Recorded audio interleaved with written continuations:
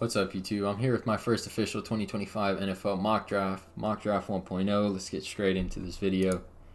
With the first overall pick, I do believe this is between Cam Ward and Shedeur Sanders here. But I got the New York Giants selecting Cam Ward. I think this depends, though, who has the first overall pick. But Cam Ward was a Heisman finalist, finished fourth in Heisman voting. Should have finished third over Dylan Gabriel, in my opinion. But Cam Ward was amazing this year. Almost led Miami team to a college football playoff berth, and that's with Miami playing little to no defense. One of the worst defenses in the country, and Cam Ward still almost led them to a college football playoff berth. I think that says a lot about Cam Ward and how great he was. Amazing season from Cam Ward. Without Cam Ward, this Miami team is like a 2-win team, and I truly mean that. Like, this team played no defense. Cam Ward was having to go out there and put up damn near 50 every single game. Ridiculous. So I think Cam Ward will be the first overall pick, but I think it depends. So with the second overall pick, I do believe the Raiders will be selecting Shedeur Sanders. Like I said, I think it depends who has the first overall pick. I think Shedeur Sanders is the Raiders' guy no matter what. So if the Raiders have the number one overall pick, I think Shedeur Sanders will go number one. I think Shedeur Sanders wants to be a Raider, and Coach Prime, you got him publicly telling Antonio Pierce to select the Sanders boys, meaning Shiloh Sanders as well. But who knows? Antonio Pierce might not even be on the head coach of the Raiders after this season, so we'll have to wait and see about that. But Travis Hunter basically falls to the Patriots because the two teams ahead of them desperately needed quarterbacks. You got the New York Giants out there starting Tim Boyle right now, and then you got the Las Vegas Raiders out there starting Desmond Ridder. It is terrible. So the Patriots select the best player in the draft with the third overall pick. If you're a Patriots fan, you need to be happy with that. Best player in the draft, absolutely. I'm not sure if he's going to play wide receiver or DB. Probably DB. To form a DB duo of Christian Gonzalez and Travis Hunter, I think is ridiculous. I do think he's actually going to play a little bit of receiver, though, and they absolutely need that. So we'll see. We'll have to wait and see what happens with Travis Hunter. He's listed as an athlete on my big board right now because I'm not too sure what position he's going to play. He's kind of messing up my big board. It's kind of annoying, but anyways. So with the next overall pick, or with the fourth overall pick, I will have the Jacksonville Jaguars selecting technically DB1/CB1 on my draft board because Travis Hunter, like I said, messing it up. Will Johnson out of Michigan with the fourth overall pick. I think he's amazing corner. I think he reminds me actually of Patriots corner Christian Gonzalez. That's who I see when I watch Will Johnson tape. He has the frame. I think he's a great man-to-man corner. I think this guy is going to be a future star in the NFL.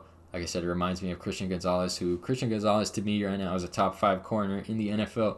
I see a lot of similarities in their game, especially when Patrick Gonzalez was coming out of Oregon. But anyways, I think the Panthers, with the fifth overall pick, they can go a lot of players here. Can they go with Tetairoa McMillan here? Absolutely. Probably the best player on the board at the moment.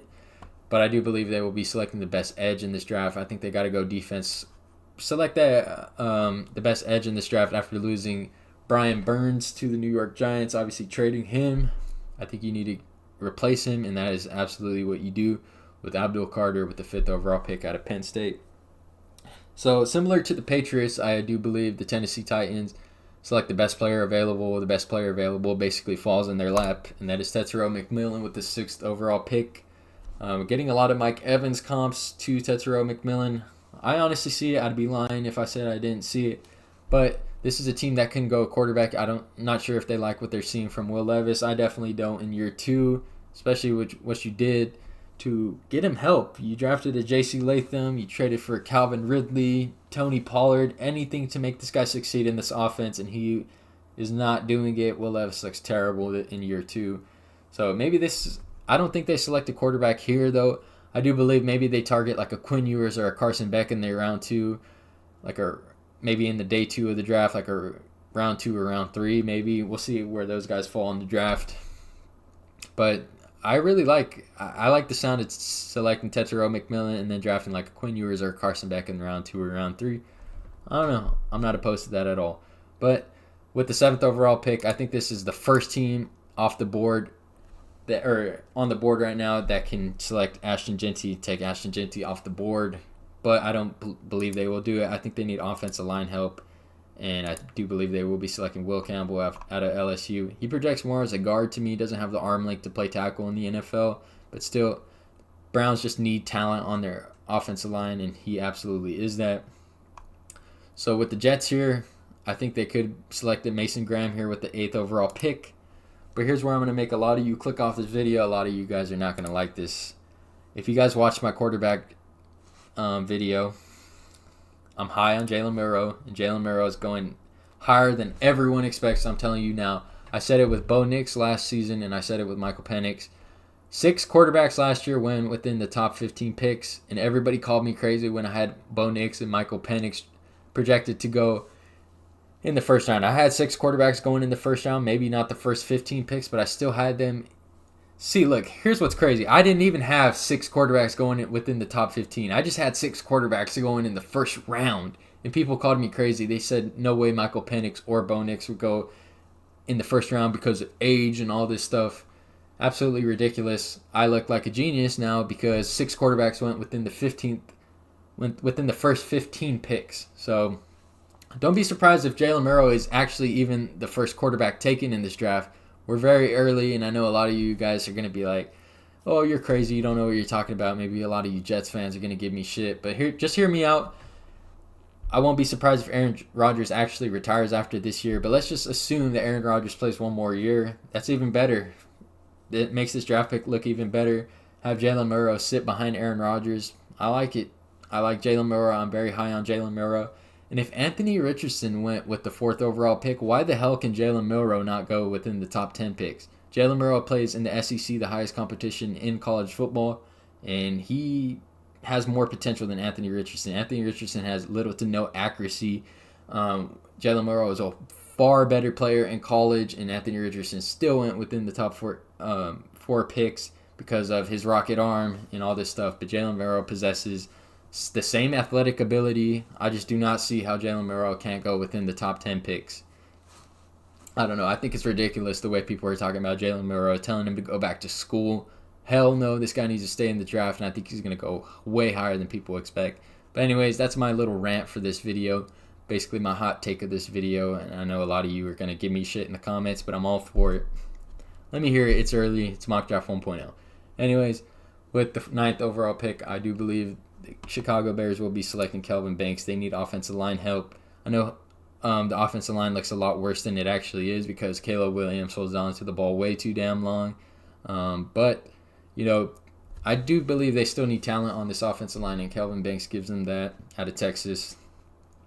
So, Kelvin Banks to the Bears with the 9th overall pick. And Mason Graham, like I said, falls to the Saints' lap, similar to Tetsuo McMillan and Travis Hunter. Select the best player available. They need that defensive line help. And Mason Graham, I do believe Mason Graham could go as early as 4 to the Jacksonville Jaguars or 5. I thought about Mason Graham going this high. I think Mason Graham is a top 5 player, or he could be a top 5 pick in this draft. I think it just depends on the teams, how it shapes out. But don't be surprised if Mason Graham goes like top 4, top 5. But this draft order is obviously it's not finalized. We're on only week 14 or 15 in the NFL, so none of this is finalized. But based off this order is how I'm drafting, obviously. So with the 11th pick, I think Malachi Starks is the best player probably for the Miami Dolphins here, but maybe, you know, they can select a Jalen Walker here. They can go even a tackle. I think it's a little early, especially in this draft, to go a tackle, Nick Scorton. But in every mock draft I've done, like not recorded by the way, just doing them by myself, I really like Malachi Starks. He's a finalist for the Jim Thorpe Award. And I know safety is probably not, you know, the biggest position to draft, you know, this, especially this early. But Malachi Starks really reminds me of like a Brian Branch in, like, would you not take a Brian Branch with the 11th pick in the draft? I think a lot of teams would. So I got Malachi Starks going to Miami here. So with the 12th overall pick, I do believe this is the first team to take a tight end, Indianapolis Colts. I think their starting tight end is like Mo Alley Cox right now. So I think they're going to select tight end 1 in the draft, and that is Tyler Warren. But I just want to say this now. Don't be surprised if Harold Fannin Jr. put up amazing stats with Bowling Green. Go look up Harold Fannin Jr.'s stats right now. After the combine, they see this guy play. Gunnar Helm, also amazing player. Mason Taylor, obviously we all know. Colston Loveland. But Harold Fannin Jr., I do believe he's going to shoot up boards, and I would not be surprised if he's a first-round pick. But Tyler Warren, tight end 1 at the moment for me out of Penn State, going 12 to the Indianapolis Colts. With the 13th pick, I think this is a team, like I said, Ashton Jeanty could go as early as 7 to the Browns, in my opinion. Bengals, another team that could select Ashton Jeanty. They could go Luther Burden as well, with T. Higgins likely out the way. But if you watch a lick of Cincinnati Bengals football this year, you know they just need talent on this team, or defensive talent on this team, and they're likely losing Trey Hendrickson in free agency. So I do believe they go Jalen Walker out of Georgia here. I really like Jalen Walker. Something about Georgia defensive players don't always have the best attitudes, but in the NFL they usually succeed. So Georgia players are just amazing. Jalen Walker, I really, really like Jalen Walker. Ashton Jeanty to the Cowboys, no-brainer, obviously. I know a lot of you are not going to be surprised that Ashton Jeanty's going 14 to the Cowboys. I know a lot of people really like this fit. They got Rico Dowdle out there as a starter for the Cowboys right now. But I like the fit. I think Jerry Jones wants to make a splash, and Ashton Jeanty absolutely is that. But like I said, don't be surprised if Ashton Jeanty goes to the Browns or the Bengals before he gets to the Cowboys. Just want to throw that out there now. San Francisco 49ers. They could go a tackle, maybe a Josh Simmons here, and Nick Scorton as well. But I do believe they will be going corner here, and I do believe they will be selecting Siobhan Revel out of East Carolina. My corner 2 in the draft, technically 3 if you count Travis Hunter as a corner. Benjamin Morrison, I know this is a lot of people's corner 3, but I like Siobhan Revel a little bit more than Ben Morrison. Siobhan Revel to the San Francisco 49ers. So with the Atlanta Falcons, I think they absolutely have to go edge here. They didn't go edge last year when they selected Michael Penix. A lot of mocks had them selecting Dallas Turner. I definitely had them mocked to get Dallas Turner last year.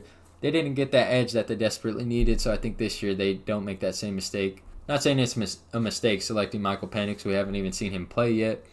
But Mykel Williams to the Atlanta Falcons makes a ton of sense here. So my Arizona Cardinals, I think we need to beef up the trenches. Could go a Nick Scorton here. I don't think so, though. I think we go interior D-line here, and we select Kenneth Grant out of Michigan. I really like Kenneth Grant's game. Obviously, second fiddle basically to Mason Graham. The fact that they have Mason Graham and Kenneth Grant out there, if only Michigan had decent quarterback play. They got that Warren guy and Alex Orji out there playing quarterback. Some of the worst quarterback play in the country. Don't even get me started on it. I think it's ridiculous. But if you watch a Seattle Seahawks game with the 18th pick, they got to go O-line here. And I have them selecting Ariante Irsay here. I think Josh Simmons is another guy that can go there. But I do like Ariante Irsay a little bit more than Josh Simmons here. But like I said, Geno, the fact that Geno's out there still performing like he is, I think that says a lot about Geno. One of the worst O-line in football. They just need offensive lineman help. And if you don't have the Seattle Seahawks drafting O-line here, then I don't think you've even been watching, honestly.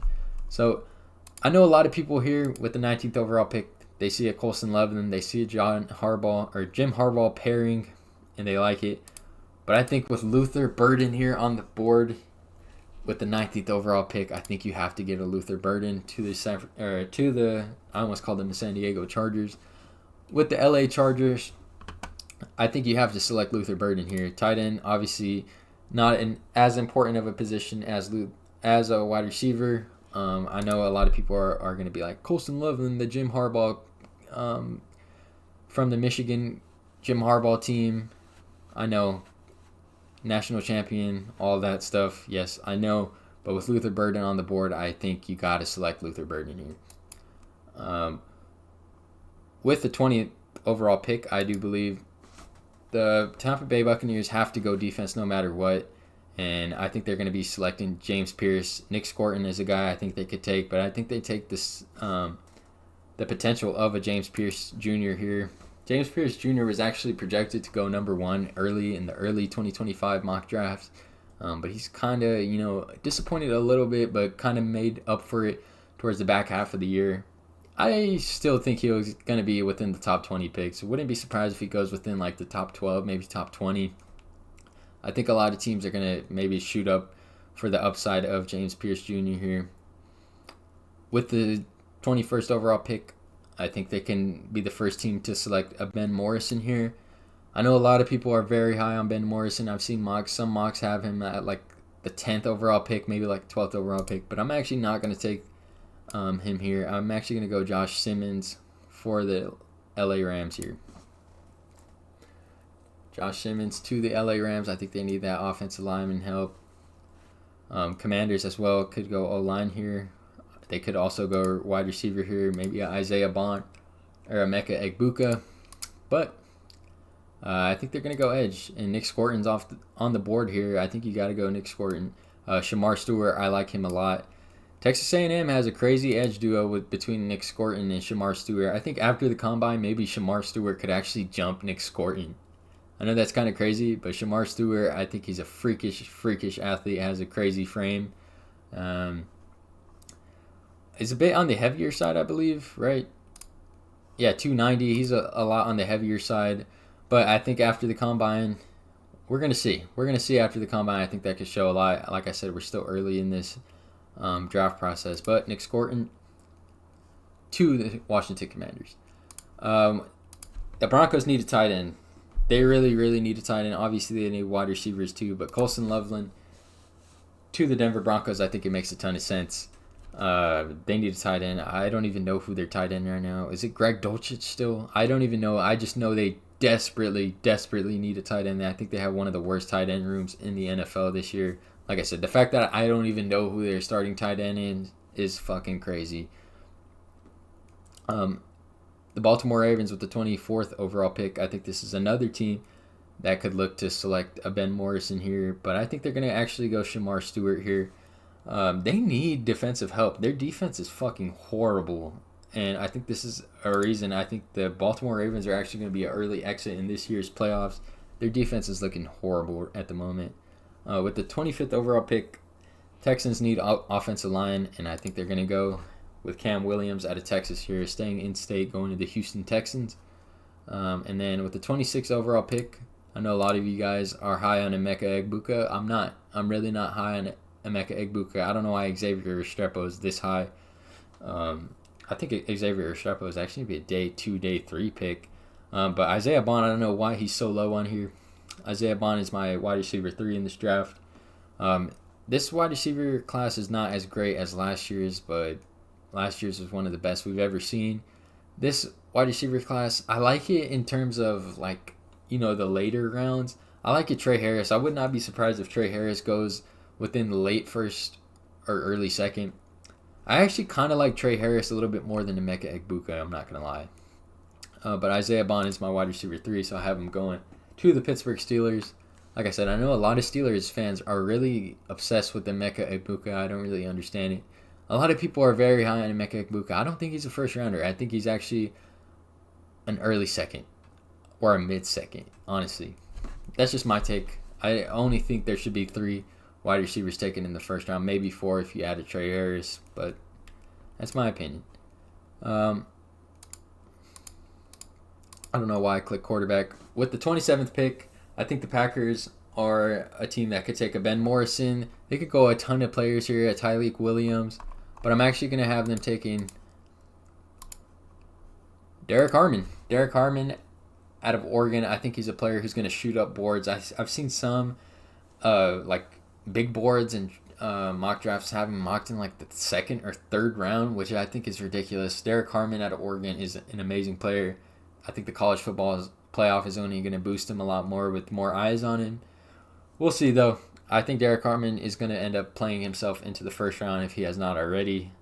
So, Ben Morrison falls into the Minnesota Vikings lap with the 28th pick. I know a lot of you are going to be like, why is Ben Morrison going all the way to the end of the first round? But I think there's a lot of teams that need more than just a DB in this draft. I think Ben Morrison could go here, 21 to the Rams, maybe even 22 to the Commanders. Wouldn't be surprised if he goes to either one of those teams, but I think Josh Simmons and Nick Scorton were bigger needs for that team. But the fact that Ben Morrison falls to the 28th pick with the Minnesota Vikings, I think that you should be happy if you're a Minnesota Vikings fans. Let's just say that. So with the 29th pick, I think that you got to go defensive lineman here.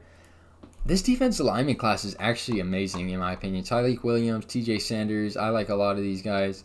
A lot of these guys could be first round. Deion Walker kind of played himself out of the first round, in my opinion. I know I've seen some people have him in like the first round. I don't think he's a first round pick anymore.